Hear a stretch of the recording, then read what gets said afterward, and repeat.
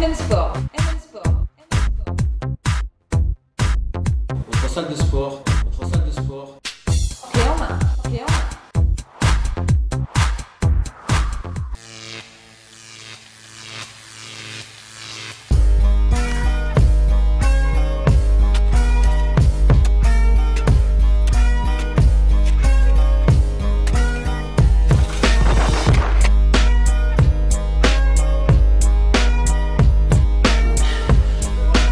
Allez Jean-Marc. Non, c'est bon.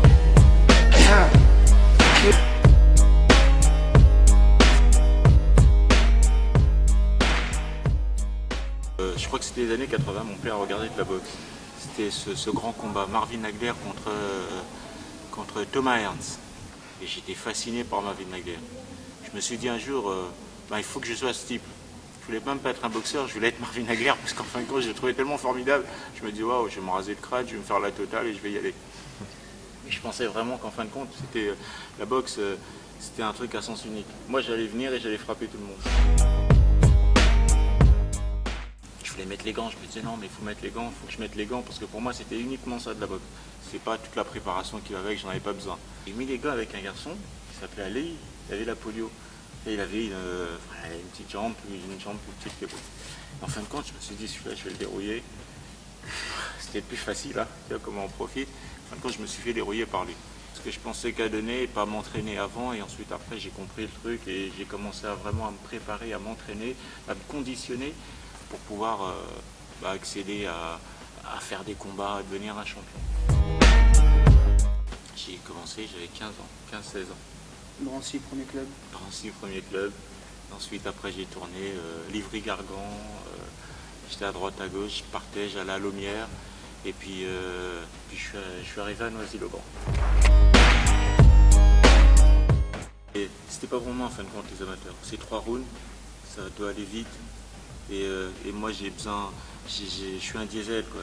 Il faut que je m'installe dans le combat, il faut que je prenne la mesure, et bon, j'ai quand même gagné, j'ai perdu que 2 combats, mais c'était pas pour moi, il fallait que je change.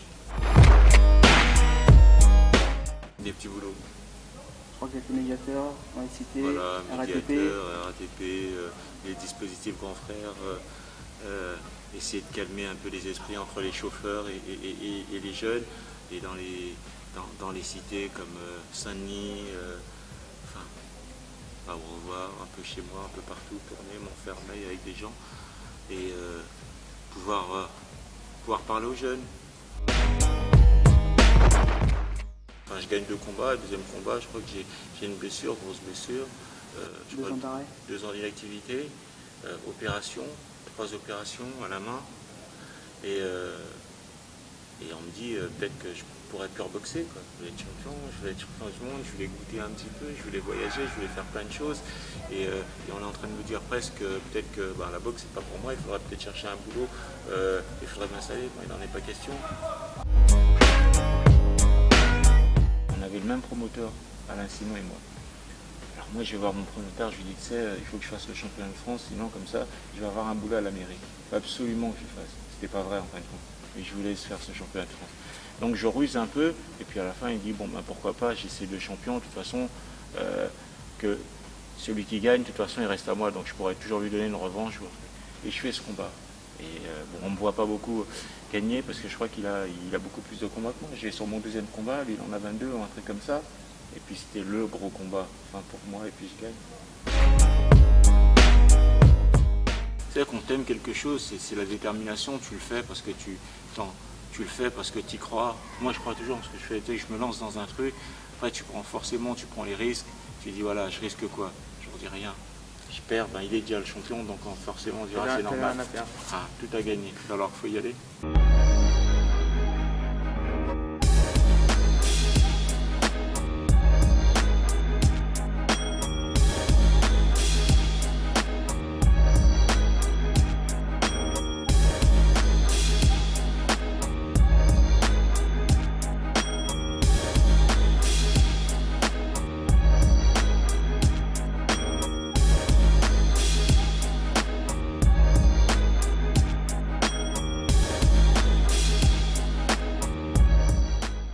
je pouvais pas, surtout j'avais pas le poids et je me disais ben je vais tomber sur des mecs déjà, j'ai même pas fait ce que je devais faire en mi-lourd, parce que j'étais juste champion de France et faire un titre mondial. Donc Tu n'as pas fait une carrière en mi-lourd on me demande de passer.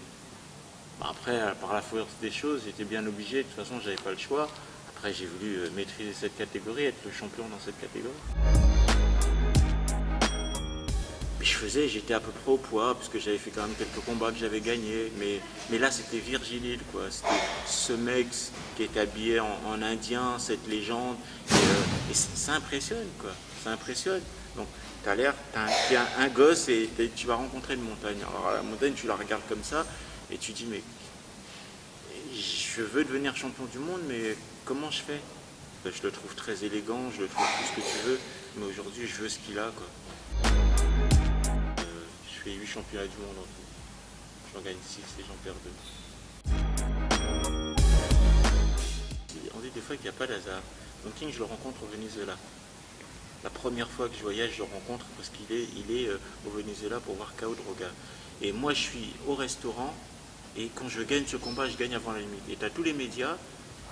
C'est drôle, j'ai gagné alors qu'il y a plein d'autres combats et ils viennent me voir, pourtant je suis avec mes promoteurs qui sont les Zakariev, et ils viennent me voir et ils me disent est-ce que tu peux poser avec Donkey?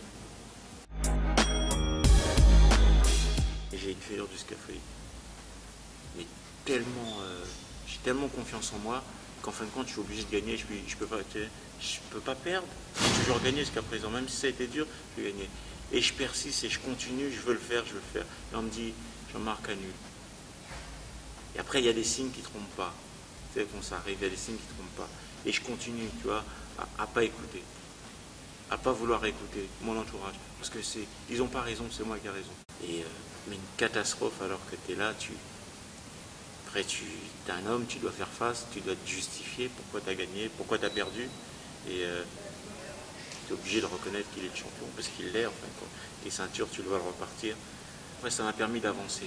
Ça m'a permis d'évoluer dans ma tête. Que l'excès de confiance, il n'en faut plus. Et quand tu lis le lendemain, en gros j'ai été exécuté, je te dis c'est même pas vrai. J'ai dominé tout le combat et je prends un coup. Donc là tu es effondré, tu prends un coup et tu dis mais ce sport, mais c'est horrible, quoi. Parce que tu gagnes pendant des années. Limite, tu as l'impression qu'on te reconnaît à peine et tu perds une fois, ça y est, en fin de compte, tu étais à moins que rien et tu as tout perdu.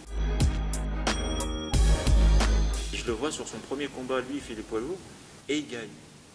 Tu vois, je perds contre ce mec et c'est ce mec qui me donne l'envie d'y aller. Mais avec toujours l'envie de vengeance. Et au fur et à mesure que le temps passe, je ne vais plus me venger. C'est pas grave. Je vais devenir un champion du monde des poids lourds.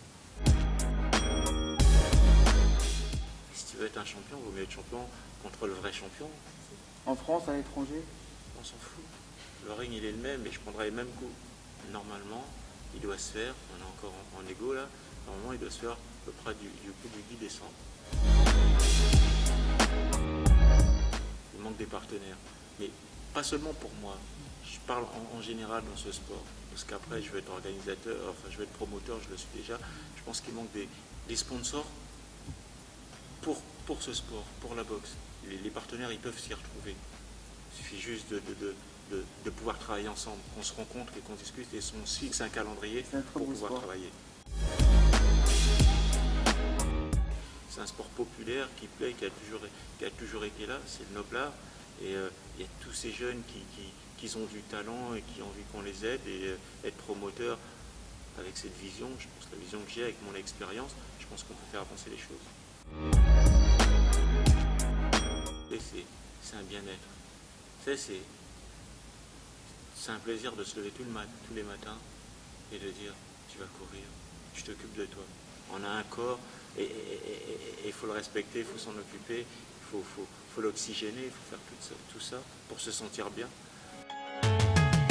Merci Jean-Marc de toutes ces réponses et bonne chance pour ton prochain combat. On va te suivre de très près et à très bientôt.